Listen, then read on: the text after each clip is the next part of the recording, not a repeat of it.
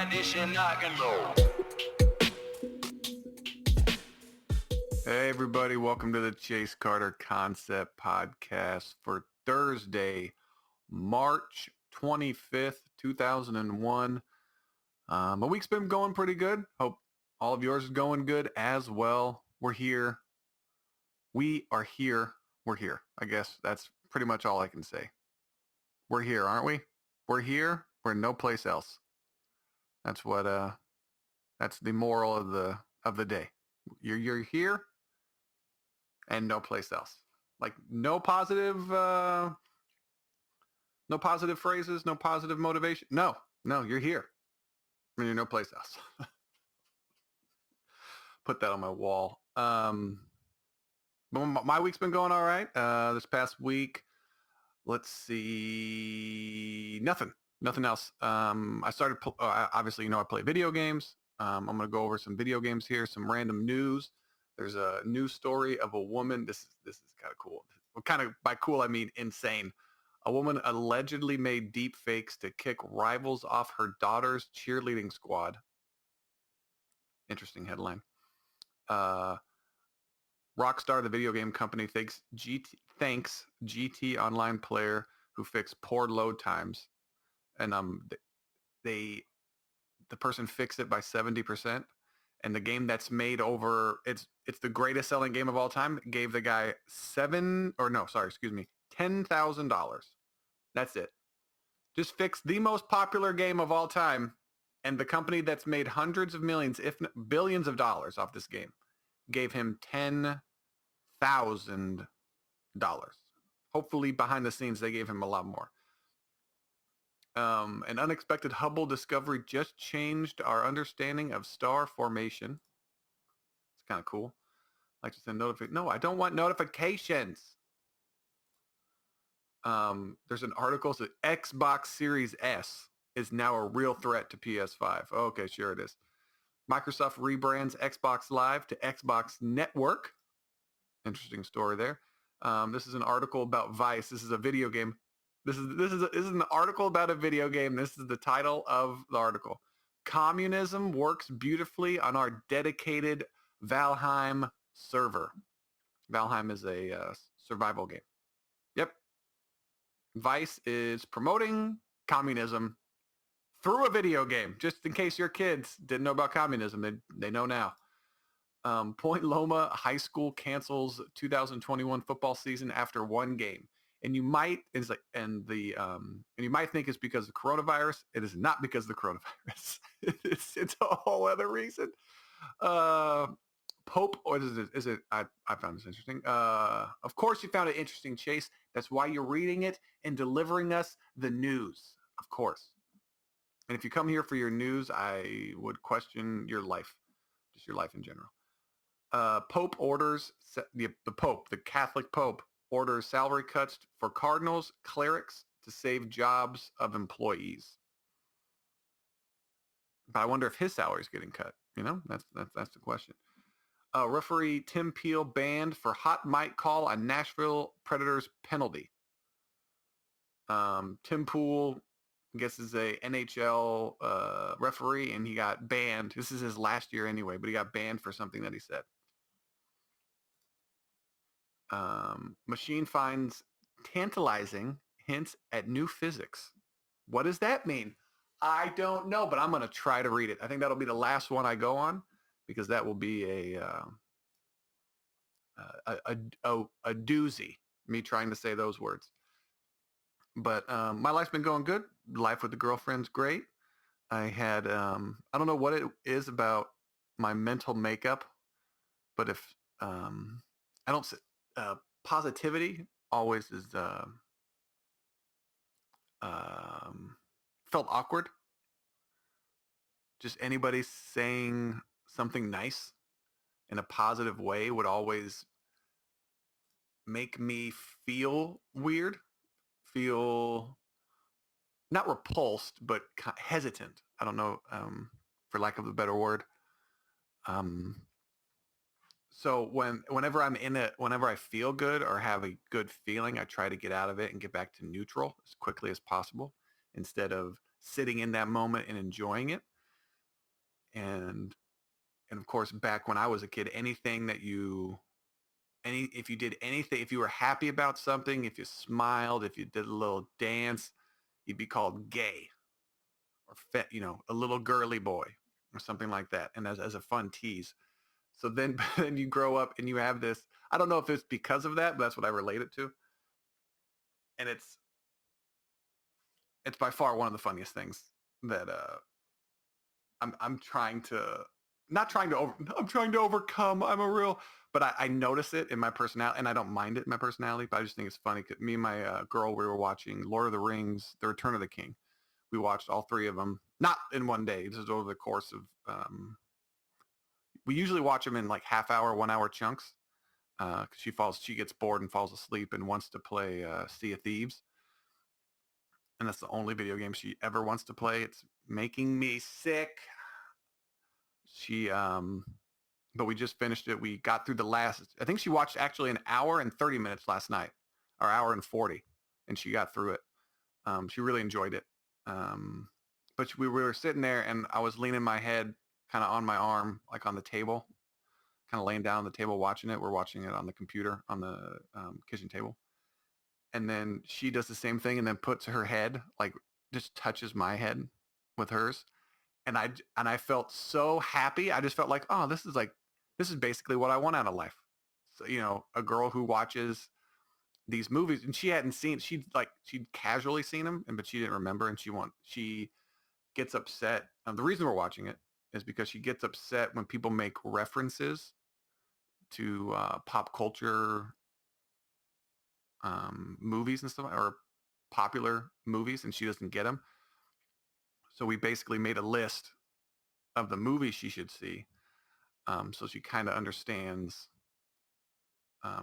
just human beings in general. I make a joke that she's more robotic or alien, and she's come here from a different planet to study humans because she doesn't get just basic concepts, even though she's smart and intelligent. I mean, she's a dental hygienist, so I don't know how. Of course, I don't know how smart you have to be. Now, to push back on it, I don't know how smart you have to be a dental hygienist. But some of the shit that she talks about, some of the things, excuse me, I cursed. I'm going to try not to curse as much. I know, God, I know. But when she talks about different health studies and she's saying all of these things that the body does, and and she's really, really interested in that, but has never seen E.T. And I'm just like, oh, you were busy studying and reading books. Oh, okay. I read 0 books. I still got to read my Pistol Pete book. I'm halfway through that. I've had it a few years. I read a chapter every 6 months, apparently. That's my speed. But once you play video games, man, reading a book. Oh, can they make a book a video game, please? Could I get the story in video game form? Okay, you want to make a book about, that's what they should do. They should make historically accurate video games. If I want to know about Christopher Columbus, let me be a sailor on his boat coming over here. It'd be awesome. Anyway, that's what Assassin's Creed is. Like, no, make it historically accurate. Get a whole bunch of historians together. They all can agree on the stories because apparently historians disagree on what history is. It's like, well, actually, no. Christopher Columbus Journal says that he was a racist and he was tyranny, and then other people are like, no, actually, the reason he sold slaves was because of the deal that he made back in Spain to even get over here in the first place. And he had to but all the good things that he brought to the country are the prosperity or what have you with trading, but then slaves was part of the deal. And just trying to wrap my head around that, like, well, slaves was part of life back then. Okay, that's weird. Just an interest. It's try to go. Then you have to condemn him because he conducted himself in slavery. Like, so none of the good things that he did mattered. I don't understand. But that would be a cool video game story to dive into. What kind of guy was he? What kind of man was he? And then going back, like seeing George Washington, Napoleon, Genghis Khan, or now people are saying Genghis. That's You can go back to, because I don't know how you would do that, like Neanderthal, with how they think a Neanderthal lived, or Neanderthal, another word that changed when I was an adult. An adult. That's good. It's like, Chase, stop making up ideas. You're dumb. But yeah, so we were watching that, and the moment that our heads touched, I was happy. And then I just heard all of my friends making fun of me, calling me gay, and I just like, oh, snap out of it, snap out of it. Got myself out of that moment of happiness and back to neutral. Back to neutral. But I had a nice time watching those, and she really enjoyed them. Seeing her perspective from it was really cool. And then she got mad at Frodo. Spoiler to anyone who hasn't seen it. 3, 2, had enough time. When Frodo keeps the ring for himself at the end, he's like, no, he makes it all the way to the mountain, gets inside, and just doesn't have the guts to go through with it. And then she's all, oh, that stupid idiot. She's like, why'd you walk all this way here? I was like, no, that's what the purpose of the ring is. It doesn't want to get destroyed. You basically can't destroy it. It has to be an accident is what it was. Because no one is strong enough to actually destroy the ring. That's how I perceived it. And that's what's so dangerous about Saruman. And then the fact that he have like Sauron and Saruman, and that confused her for a while. She's like, wait, who? I was like, just say the white wizard, the white bad wizard, because then Gandalf becomes the white wizard, and then now she's really confused. But she liked it. She loved the Legolas. Loved Legolas. She's like, I remember having a crush on him, and I'm like, yeah, I know. Every girl did. You're not unique. You're not special. She loved how happy, because she's just a genuinely happy person, and she connected with the hobbits and how just overall dorky and happy they were at everything. She's like, I'd fit in the Hobbit world. I was like, yeah, because you're little and hairy. And it's like, that's the reason you'd fit in, not because of your personality. They have grumpy hobbits, just so you know. And so that was fun watching that with her. I don't know what movie series we're going to watch next. Maybe Back to the Future. She hasn't seen the Godzilla movies, or at least the new ones. And I'd say those are the ones to watch, because she saw Godzilla vs. Kong, the trailer, and she's like, I want to watch that. I was like, well, we got 2 Godzilla movies and a Kong movie to watch if you want to. So that's another 6 hours of movies in order to watch this one movie. Then we got to play Halo. She wants to get through all of the Halos before Halo Infinite comes out in November. So we got that going for us.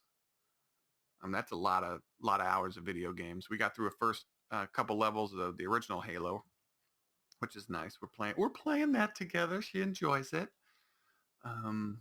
It's basically me killing all of the hunters for her, and then she kills everything else.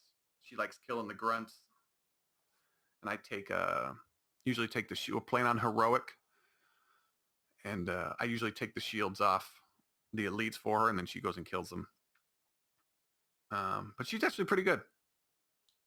I'm not really babysitting her. I'm just trying to make it a little bit easier for her at times. And she gets into trouble, then I'm like an Overwatch with the sniper, just taking shields off people. But I've died too. Some of that stuff is difficult when they trap you in rooms, and then an invisible elite with a sword comes at you, multiple, and you're just like, well, I'm going to die 5 or 6 times. And then what she does is, because I want to fight him on the ground and figure it out. And then what she does is she just goes and stands on a box and shoots down at them because they can't jump. And I'm like, oh, that's what I did when I was a kid when I played this game. Okay, I remember. You're smarter than me right now. And so, but the video games I've been playing, I'm trying to play different video games that I don't normally play. And over on the other podcast I do with my friend Ray, called Video Games and Nonsense, we started a game where we pick out of the Xbox Game Pass selection of games, we're selecting 3 games for the other person to play, and we randomly draw. The other person gets to randomly select one, but they don't know which one. So we like crumple up a piece of paper and we have him on the screen. He picks, left, right, or middle. And so I thought of that, but I wanted to play some games before we played that game, I played Empire of Sin and Descenders. And then there's one other art game where you're a painter. And I forgot the name of that one. I haven't played that one yet, but I played Descenders first, and it's a downhill procedurally generated mountain bike game where you're trying to control your speed, you're trying to stay on track, and just basically get down the hill as quick as possible, but also with the coolest tricks possible. And so if you slide, if you're turning, you can like kick out the back tire a little bit and slide, and you get like style points for that. There's random jumps on the trail, and you can do different tricks, back flips, front flips, tail whips, all these different types of like knack-knacks. But that game was cool, and I didn't understand how, because you have what is it? They give you an environment, let's say, if you can picture a map, an environment of a map, and then there's multiple dots on the screen, areas within that map, and you go to it and you do that race, and then 3 other races appear. So you're moving you start out on the left side of the map and you're moving to the right side, and there's a boss jump that you have to complete on this big, big map. And that's what you do, and then you're done with this environment. And so as you complete the tracks from left to right, you move forward. So you basically move from like the leftist most column to the rightist most column. But you can do it in any order you want. But if you do too many tracks, then the sun starts to set and all the tracks become dark. And so it becomes more difficult and more difficult to do these things. And I didn't understand that. I thought I could do I wanted to do all of the tracks, but that's not how I guess you're supposed to play it. So once the sun starts to set, then you should go to the boss track and then beat that and then move on to the next environment. I didn't get that whole thing. I'm streaming it on Twitch, and I'm like, why is it dark? Why if it's dark, then shouldn't the sun rise again and I should be in full light? And the guy is like, that's not how it works. It's dark for the rest of the time. It penalizes you visually. And I'm like, oh, okay. I don't know what's going on. It didn't the game did not explain any of this. It just said, I didn't even know I had to get to the boss jump shows up as a skull icon on the map. And I'm like, well, I don't want to go there. It made me not want to go there. So I'm just thinking, I'm like, well, they should have told me that. But this game also, but I do like games that drop you in and don't really tell you what to do, and you discover it yourselves. It's not leading you by the hand through the game. I enjoyed that experience. Played that for 2 or 3 hours. There's no real benefit to playing it over and over. You get the gist of it besides experiencing the jumps and the different obstacles and stunts. There's nothing really else to the game. You get unlockables, but you don't play against. You play against other people, but they're ghost characters, so you don't actually run into them.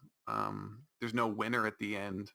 And that's what I thought the game would be. I thought you would be like ready, set, go, and you and 10 people would go down this hill.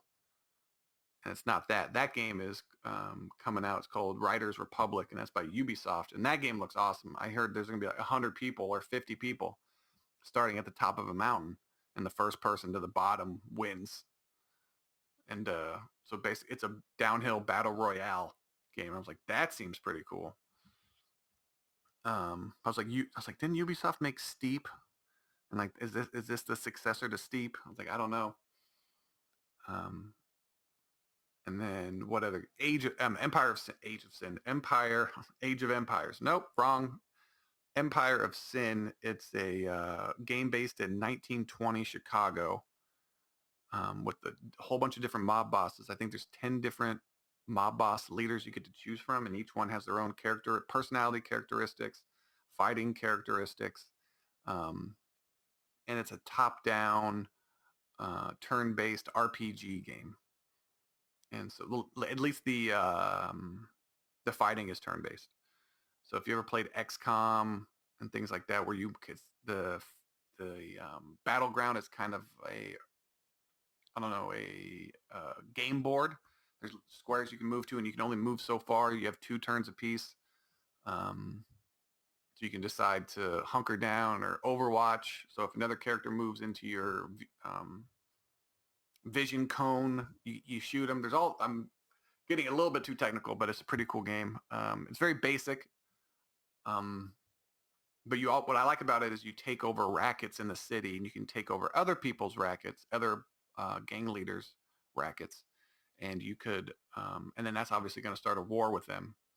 Or if they ask for protection, some mob boss will talk to you, and he's like, "Hey, I need protection for 6 months. I'll give you, $500, and it's 1920, like $500 a week for protection. That way, if we go to war, you have to go along with us, and you back us up. And if you say no to him, he'll be a little bit more hostile. And then if you're taking over too many things in his area, not even his own places, just random thug or start buying places in his neighborhood, he'll take that as a threat, and then he'll issue war between the factions, and then you have to protect your own places. And then each place that you take over, you have to upgrade. I think it's 5 levels, 5 upgrades per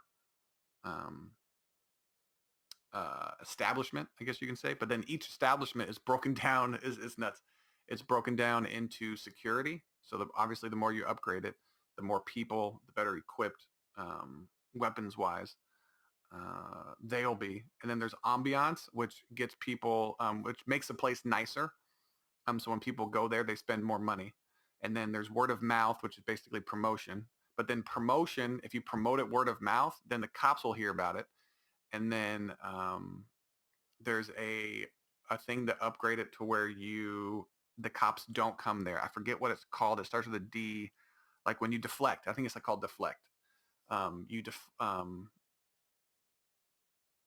can't remember. I think it's you basically pay somebody to tell the cops to not come there or not investigate this place, because back in the 1920s, alcohol was illegal. But there's brothels you take over and manage. There's casinos, and then the casinos have their own games. So you upgrade the games, the more people come, all that stuff. And then you get breweries, and then you have speakeasies, and the breweries supplied the speakeasies. So if you have too many breweries, you're going to have all this product that you can't sell. So then you're going to need to get speakeasies. But if you have too many speakeasies, then your breweries aren't going to be able to keep up with the supply or the demand. And then also each month or each couple months in the game, because time passes, obviously time passes in the game. Good job, Chase. As time passes, the population there's multiple neighborhoods, and so say if you have a speakeasy in one neighborhood, that month they'll start to notice a change from like premium alcohol to whiskey, and then poor neighborhoods won't mind. They'll drink this stuff called swill, and then there's like 5 or 6 different types of alcohol that they have, but the neighborhoods taste will change. The population or the popularity of certain drinks will change, and so you'll need to stock that kind of alcohol to get the max amount of profits per your speakeasy. So it's kind of cool seeing that, and then just the turn-based fighting is fun. But yeah, I played about 4 or 5 hours of that. That was fun. It's a game you're like, okay, one more. I'll take over one more speakeasy, and then I'll go to bed. And then I did that 4 or 5 times, and I realized it was 1 or 2 o'clock in the morning. And I was like, oh, that's a sign of a good video game. Very addicting video game. That's good. I'm trying to 100% Assassin's Creed Valhalla, but I don't know if that's going to be possible because one of the missions glitched and it won't move forward. I've tried to fix it. Spent a lot of hours trying to fix it, and it's coming to the point where it's not worth it. I'm just going to do the last mission probably, and be done with the game permanently and uninstall it and that's it. I think I'm gonna be done with it. And it's a sad day. It's a sad day. A little disappointed in that. Got to be done with the game eventually.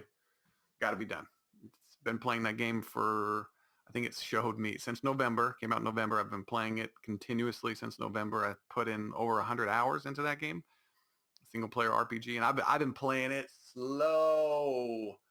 I just like the world and the character, and they got me. They got me hooked on this one. They put a little bit of stealth in there, and that's what I wanted. Just a little bit. I don't want huge stealth missions. I just want a little bit. I want to be able to sit down on a bench like I used to, and if I see a crowd of monks, I can become a monk. Those kind of things. I thought that was really, really cool. And then let's see. I think that's pretty much it. Sea of Thieves. My girlfriend told me I need to talk to her completely different.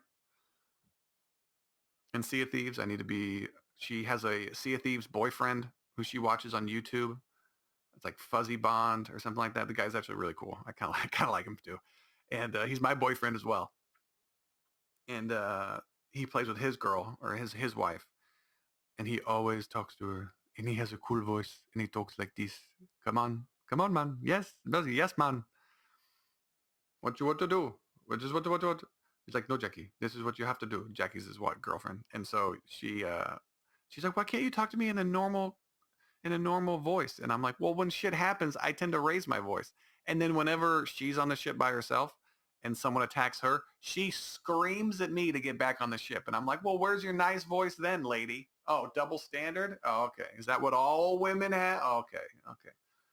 I want you to do this, but then it's okay for me to do it later, and hopefully you forget about it. I'm like, come on, lady. When shit happens, and I enjoy talking, like jokingly talking shit. And so it's like, sometimes it just seems like you don't want to play and you're putting me down. And like, because there'll be like a chest in the water, and there's harpoon guns on the front of the ship, and you have to aim at the treasure chest and shoot the harpoon gun, and it attaches to the treasure and it brings it on board for you. And so you can miss, obviously. And I miss all the time. And so when she misses 2 or 3 times, I'm just, I just, Jesus Christ. See, this is why girls can't play video games. And I'll say something stupid, and instead of taking it as a joke, she goes, sometimes it just seems like you don't want to play. I'm like, no, I'm joking, because I don't want to sit here and I mean, it doesn't matter. It's not that I don't want. Let me try to get my my thought. It's not that I don't, because sitting there not saying anything or saying something positive like before, it feels awkward to me. It's like, oh no, good try. You'll get it again. I try. It's like, well, then don't say anything. And then I'm like, well, that's not fun. You're in party chat with me. I want to tease you. I want to make fun of you. That's how I show my affection. That's my love language. Can that be a love language? Making fun of the other person? Therapists just, no, that can't be. Why? Because I'm a woman and I don't agree with that. I was like, well, can I see a male therapist then? Maybe his views will be different. I don't know if I can actually talk to a male therapist. I don't know. Or maybe I should. And then he should just be like, what are you complaining about?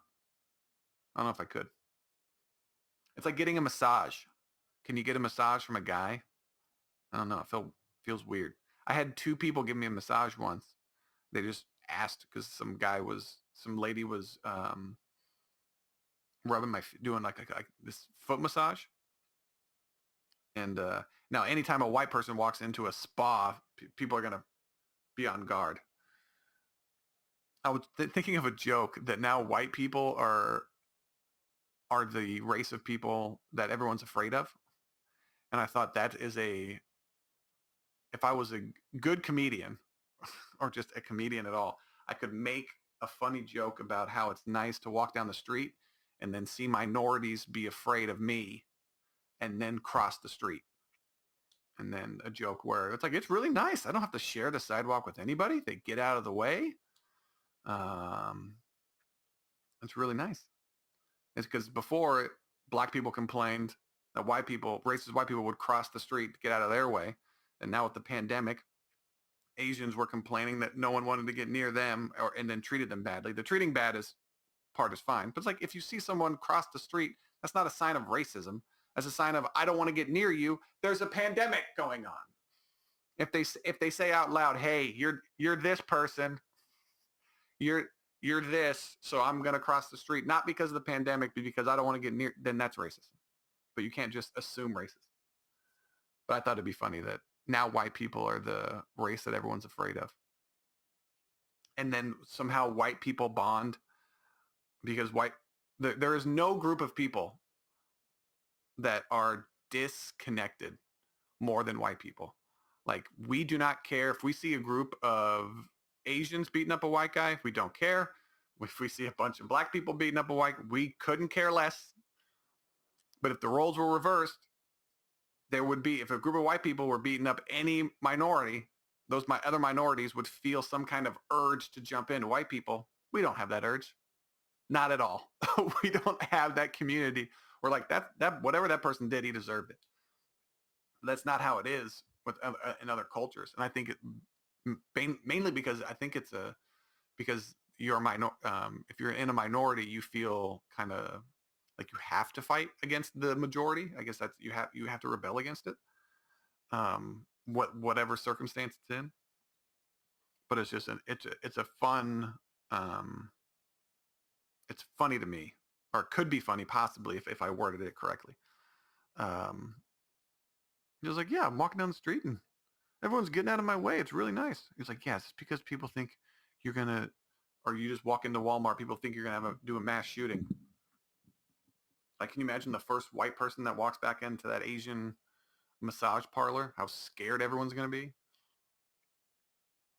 But Jesus, that part's not funny. But the funny part is, it's like, nope, it's not funny. It's not funny yet, but it might be one day. Yeah, I'm trying to think. What else did I do? But the video game, Empire of Sin. I think that's pretty much it. So now we're gonna go into the news. I'm gonna try to read news articles for you. This is gonna be rough. Woman allegedly made deepfakes to keep rivals off daughter's cheerleading squad. It highlights the potential for abuse with AI generated videos. It's like if you don't know about deepfakes, go to the best ones. If you're a guy, it's called Mr. Deepfake, Mr. Deepfakes, or Mr. Deepfake, one of those websites. And it's a porn website, and they have all of the movie stars. They put their faces, and some of them look absolutely cartoonish and terrible, but some of them it's so impressive. It's the only type of those videos where I just watch to see the technology. I'm like, that looks exactly like that girl, exactly like her. But then you see a tattoo on the body, and you're like, oh, I know that girl. I know her. She's one of my personal favorites. And then she's no longer the celebrity. She's in my head, I'm like, oh, that's not. So, but then is that going to be, in my head, I'm thinking, well, if I was a director of adult films, I would try to find women who sound like those actresses and who have the body types of those actresses and make those kind of videos for the deep fake audience. Like, why not? If you have, let's say a Black Widow adult film, and then you can just put the actress's face on there, but you want to make the person look like that character. Just do that. That'll be a huge business. But I don't know if that's, can you copyright your face? I don't know if you can copyright your face or your image. I don't know. But then you can't, because I know you can make parodies of anything. If it's popular enough, you can make parodies of anything. I'm just trying to, I don't know how that would work business-wise. But you couldn't promote it as with the actress's name underneath it. Maybe the actress in the video, the real adult film star, would have to change their name or have a fake name that's somewhere close to the actress's actual name, and then you can get by with it there. Maybe that way you can change it. I don't know. I'm just trying to think of a business. I'm so business oriented. I'm so full of crap. So this woman deep faked. And then I'm wondering if this is, I got to read this more because I can't remember if it was high school kids. Because it was high school kids, then didn't she make basically child pornography? As clear as potential for deep fakes abuse might be, there are still new, stranger examples popping up. The Philadelphia Inquirer report that police arrested a Pennsylvania resident for allegedly using deepfakes in a bid to kick rivals off her daughter's cheerleading squad, the Victory Vipers. Ew. Or we'll go Victory, what animal starts with V? Vipers, that's it. That's what we're going to be. What a terrible name. According to law enforcement, the woman sent coaches AI-altered photos and videos of the teens to portray them drinking, smoking, or naked. See, the naked part is where it can become illegal, I think. Police first received word in July when one of the victims received messages from an anonymous number, but that led others to come forward with similar stories. Officers linked the messages to the woman by tracing the numbers to a telemarketer-oriented site, then pinpointing them to an IP address to use in the person's home. A search of the woman's smartphone found evidence tying her to the numbers. Spone faces misdemeanor charges for cyber harassment of child and linked offenses. Police haven't taken action against the daughter as there's no evidence she was aware of her mother's actions. Social networks like Facebook, TikTok, and Twitter have already banned deepfakes, making them less likely to spread. That doesn't prevent direct harassment campaigns, though, and the incident underscores underscores the ease involving producing a fake. You don't need an expert to create a plausible looking imagery. While there is still research on spotting deepfakes, detection systems like those will only help if other. Yeah, so that's just nuts. So a woman wanted her daughter. See, that's when people say parents don't love their children anymore. Then there's articles like this being reported on. This woman loves her child so much that she will, apparently teenagers. So I don't know if, because you can be 19 and be a cheerleader, 18, be in college and be a cheerleader. So I'm not too sure. But allegedly, this person took pictures of underage women and changed them to basically make child pornography to get them kicked off the cheerleading squad. Also, hey lady, instead of this is a way I can look at it that women are lazy. Because instead of working hard, getting your daughter, training, extra classes, you're just going to go to the computer and type stuff to get people kicked off instead of actually beating them. That's why right there. I don't like it. Trying to see, instead of working harder, the woman just, well, I want to play politics and get her kicked off. So then that way my life is easier. Everything should be equal if I'm on top, and then I will like it. I'll enjoy my time. What kind of dumb idiot does that? Think that's okay? And then that person has raised I think you need a license. I honestly, it would be so nice. Of course, the population would dwindle drastically. You have to have a certain level of IQ, and then you have to prove for years that you're a sane person, that you don't do anything crazy in order to have children. I think scientists, now this may be communism or fascism, I'm not too sure. Every person that's born, um, we have some kind of technological device that stops them, a man from producing sperm.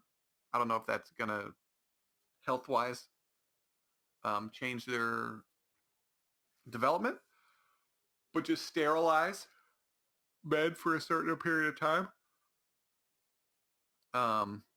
and women as well. So it's equal because everything has to be equal. You sterilize them until they get to like 35, then to like 30. If you haven't done anything crazy by then, all right, you get to have kids. And then if I was medical science and I can do that, why not just make the age to have kids older? Just move it from younger to older, and hopefully by then, but then or make everyone sterile. Okay, make everybody, but then you get the government involved in making children, and I don't know if you want that, or science. And you can have children born in little pods, little science pods on the side, and then the woman's body doesn't have to go through all of that crazy stuff. But then would you be emotionally connected to the baby? Like, would the woman have that disconnect because the baby didn't grow inside of her? You don't have that natural instinct, but maybe you do. Like, do surrogate mothers feel the same connection to their baby as women who have their baby inside of them? I don't know. I know one surrogate mother. I wonder if you just don't have that same connection. But then how do you measure that same connection? You'd have to have a baby naturally and then have a surrogate baby and then see which one you like better. But then do you not like that other baby just because that other baby's an asshole? Or you like your first baby more because it's your first baby? Who knows, That's why parents, there's an old joke. There's the firstborn has a whole bunch of pictures. The second one, probably halved. And then like the third or fourth kid, there's barely any damn pictures of the kid. Like, okay, we get it. We've had kids before. We don't need so many pictures. It's just kind of interesting. You wonder how that goes. All right. So let's do this next article. Rockstar thanks GTA player for who fixed poor load times. Official update coming. A player recently claimed to have improved Grand Theft Auto's online's loading times by 70%. Turns out they were right. Update on March 16th. The official patch is now live and some players are reporting huge improvements. It should be every player. Some players. Original story. Rockstar Games has confirmed the PC gamer that a fan-made solution to GTA's online abysmal loading times will become official in the forthcoming update. At the beginning of March, GitHub user Toaster CX, who also goes by Toast. Hey guy, if you already have a username, don't make a nickname to your username. That's dumb. Claimed they discovered a way to reduce. First of all, he's really smart, so he can do whatever he wants to. He fixed the biggest video game on the planet. Discovered a way to reduce GTA online load times by up to 70%. Further, they released a fix that you can pick up here with a caveat that is unsupported, proof of concept, not for casual use. For those interested in the technological angles of such things, Toaster wrote a detailed analysis of what was wrong and how they fixed it. It's fairly technical, but the short version is that the slowdown was being caused by a single-thread GPU bottleneck while starting up GTA Online, a problem they estimated shouldn't take more than a day for a single dev to solve. So this has been going on this entire time, and they didn't fix it. GTA Online has been out for damn near, I want to see what GTA Online got released. I know it released months after GTA Online. Like, when did it get released? GTA Online. Setting, 2013. No, not setting. Release date. Damn it. See? Release date. Come on. Launched on October 1st, 2013. Damn near 10 years ago. And they just fixed it.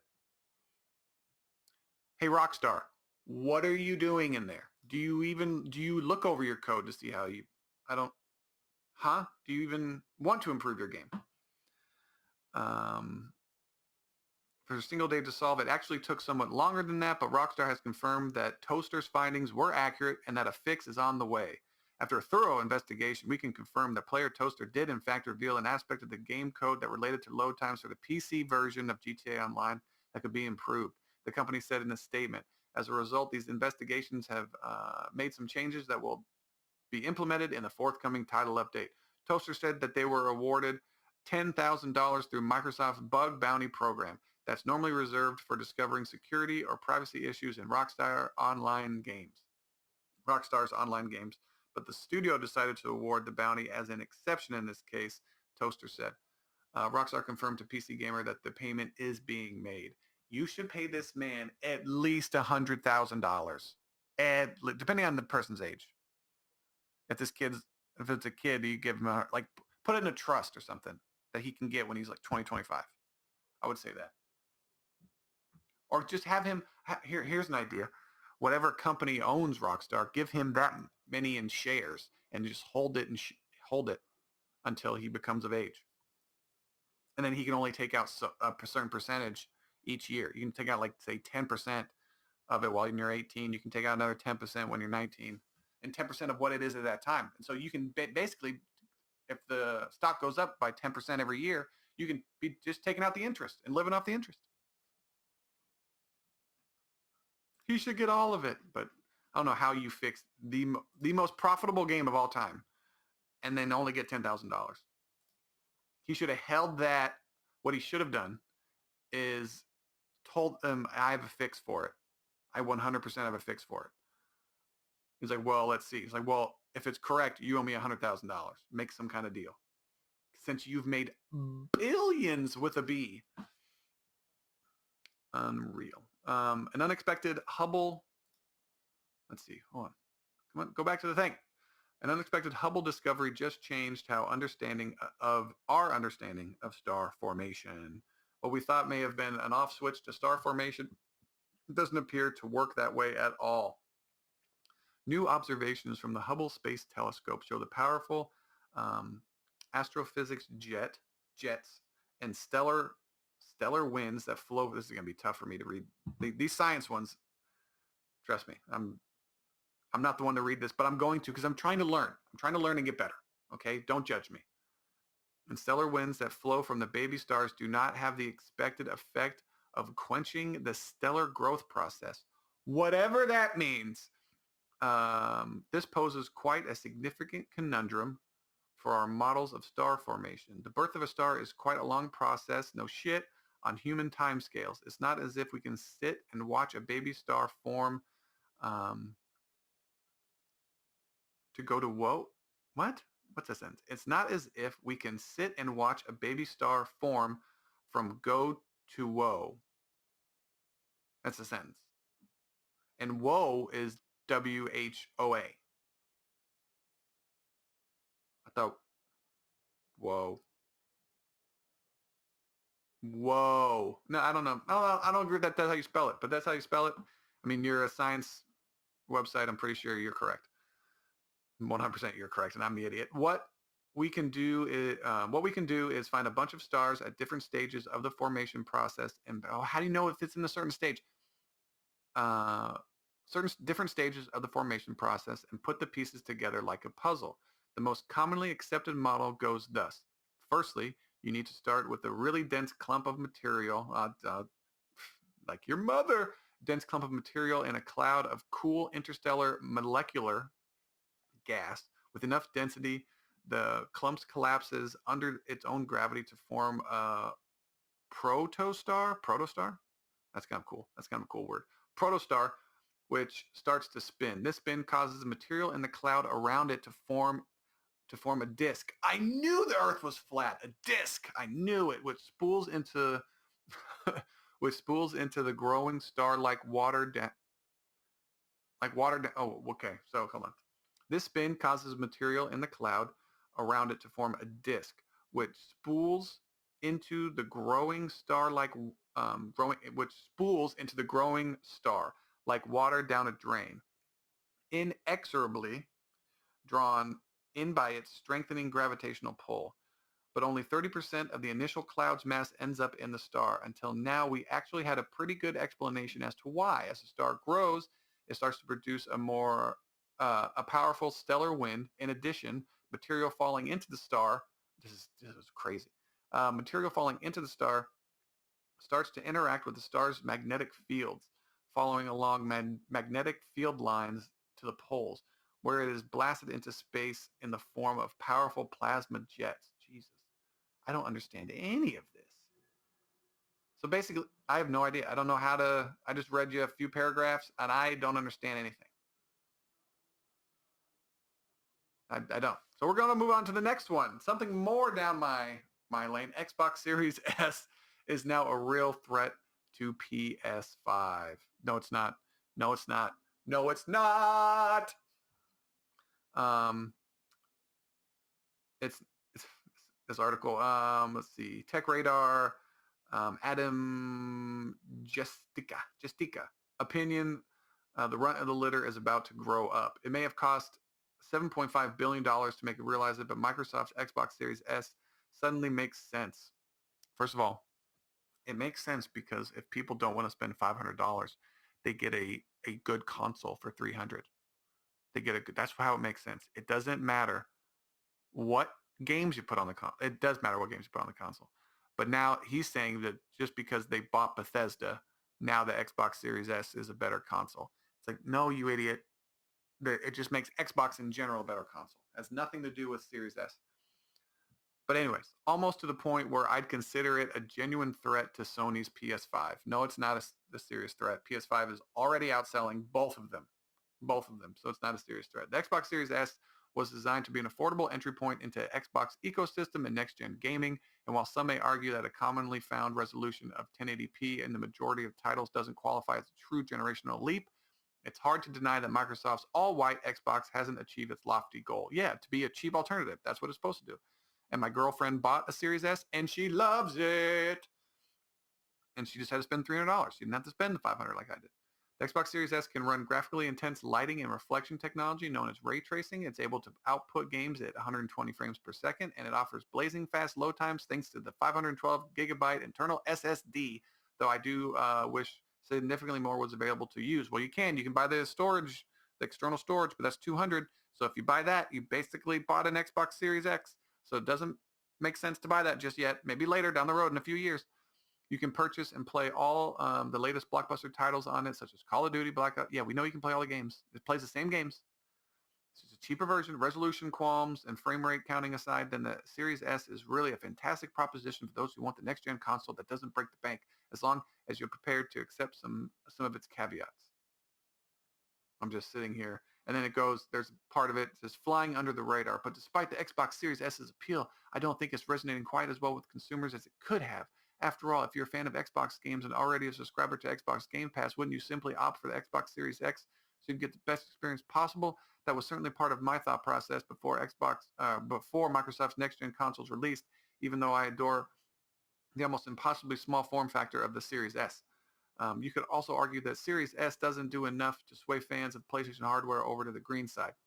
Green side is Xbox. The price differential between Sony's PS5 digital and the Xbox Series S isn't significant enough to justify choosing Microsoft's machine over the PS5 digital edition, which essentially is a PS5 without a disc drive, and it's $400. So instead of $300, you can $400 get a more powerful machine just without a disc drive. So that's where they come in at. That's how they get you. Because really, if you're buying a $300 console, in my head, and you have and you're trying to decide between a $300 Xbox console and just by what the console can do, not so much Game Pass, because that's a whole other value factor that they need to think about, because that I think is going to sway a lot of people to come over to Xbox or at least buy an Xbox. But you have access to all these games for a monthly payment, and obviously Netflix is it's Netflix for video games. So how could you not want to do that? But it's just interesting that would you pay for the $400 PS5 digital PS5 over the Series S, $300 Series S? I don't know. But my girlfriend liked spending $300, getting an upgrade. She loaded quicker. She was happy with it. A person who didn't play video games a year and a half ago just spent $300, actually $150 to get the Xbox One X fixed. And then she sold that for $300. We just sold it for $300. I shipped it out the other day. So she made $150 on that. Because we got we got the console from my friend Ray. It broke. I don't think there was a person around him that could fix it, but there was in San Diego. So I was like, hey, my girlfriend, he's like, he already bought one and Ray doesn't care. It was collecting dust. And I was like, hey, can I have that since you're not doing it? And I'll try to fix it if I can. And lo and behold, it was a fix that, I think it was like $170 to fix it or something like that. And so she'd been using that, and she saw the loading times for the Series X. She's like, I want that, but it's $500. Oh, I don't want that. And I was like, well, there is a cheaper version, same loading times, little less resolution, but she doesn't care about that. You go 60 frames a second, 1080p. She's happy with it. And then let's see. Yeah, I don't think there's a big deal with all that. This is also interesting. Another video, more video game. This is a video game centric podcast. Microsoft rebrands Xbox Live to Xbox Network. Microsoft's rebranding Xbox Live to Xbox Network. Instances of the new branding deal started appearing on the Xbox dashboard recently for beta testers with clips uploaded Xbox Network instead of Xbox Live. Microsoft has now confirmed the name change. Xbox Network refers to the underlying Xbox Online service, which was updated in the service agreement, says Microsoft spokesperson in a statement to The Verge. The update from Live to Network is intended to distinguish the underlying service from Xbox Live Gold memberships. Microsoft, I wonder if someone sued them for like a live quote, or they just don't like the name. Microsoft has used Xbox Live to refer to its underlying Xbox service since its original launch 18 years ago. Major Nelson, Larry Hurib, better known as Major Nelson, the good name change, has known for Xbox Live as Major Nelson for years. Now refers to himself as Xbox Major Nelson. Nope.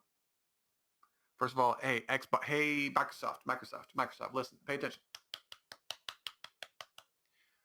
It's Xbox Live as long as we say it's Xbox Live. We're the ones on the platform, okay? This is our online service, okay? Not yours.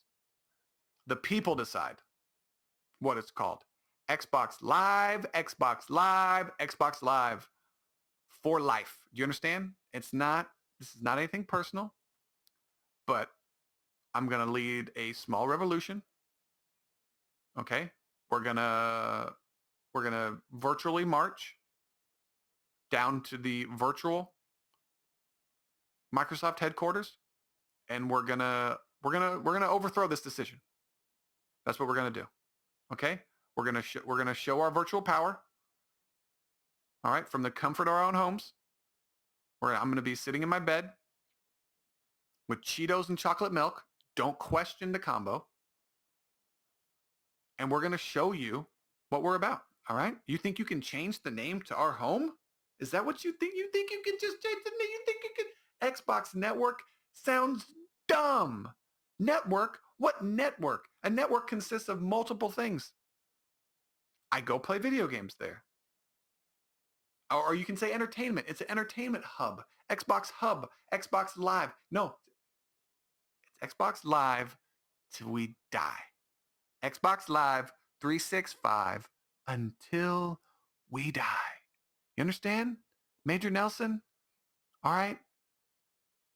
Peter Dinklage, whatever your name is, Peter, Paul, Phil Spencer, one of the P's. It's not going to work. All right? I don't care. If you change the name to Halo for whatever, God no, stop it. It will always be Halo. All right? Change the name to Fable. See, I like how you guys try to get cute and make a Fable game that wasn't Fable. Nobody wanted it. And nobody wants this as well. You showed Halo Infinite, and the internet, your fans, your hardcore fan base that loves that game was just no, make it look better. We just bought your $500 console and it looks like an Xbox One game. Fix it, damn it. You cater to us, not the other way around. Okay? You want us to buy your console and to get into your ecosystem, buy your subscriptions. We'll buy it. We'll buy it. We'll make you billionaires. Entertain us. Okay? Entertainment comes at a premium. We need to be distracted by all the shit that's going on in the world. We have a president that's falling upstairs. All right? Who can't get out a sentence without calls his vice president the president. All right? Says the N-word on national television. Accidentally, though. Accidentally. Even though he said it privately a whole bunch. He's a 70-year-old white guy. Come on, let's be honest. Now, Listen here, Phil Spencer.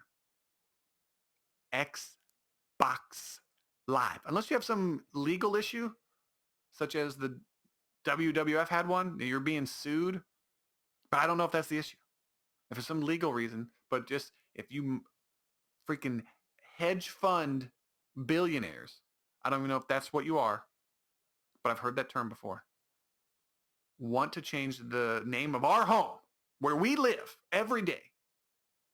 I don't play Xbox every day, but damn near. If my girlfriend had her way, we would play Sea of Thieves all day.